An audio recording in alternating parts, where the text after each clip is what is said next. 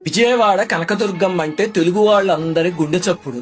అమ్మవారికి నవరాత్రుల్లో వివిధమైన అలంకారాలు చేస్తారు. అవన్నీ పురాణాల్లో చెప్పిన అమ్మవారి స్వరూపాలు. గాయత్రి, బాల, త్రిపుర సుందరి, కాత్యాయని, అన్నపూర్ణ ఇలాంటివన్నీ. అవి దాదాపుగా అన్ని ఆలయాల్లోనూ చేస్తూ ఉంటారు. కానీ విజయవాడ కనకదుర్గమ్మకి మాత్రమే చేసే ఒక ప్రత్యేకమైన అలంకరణ ఉంది. ఆ రోజు చూడటానికి విజయవాడ వాసులందరూ ఆలయానికి పోటెత్తిపోతారు. ఏమిటి అలంకరణ అంటే స్వర్ణ కవచాలంకరణ. బంగారు కవచంలో అమ్మవారు బంగారు తల్లిలాగా మహోజ్వలంగా వెలిగిపోతుంది.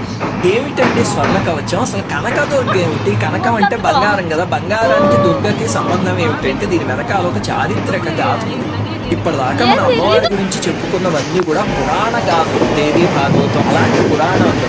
ఇది మాత్రం చరిత్రలో కూడా ఉంది. ఏమిటంటే 5-6 శతాబ్దాల్లో ఆ విజయవాడ ప్రాంతాన్ని మాధవవర్మ అనే రాజు పరిపాలించారు. అయితే సంతానం లేకపోతే అమ్మవారి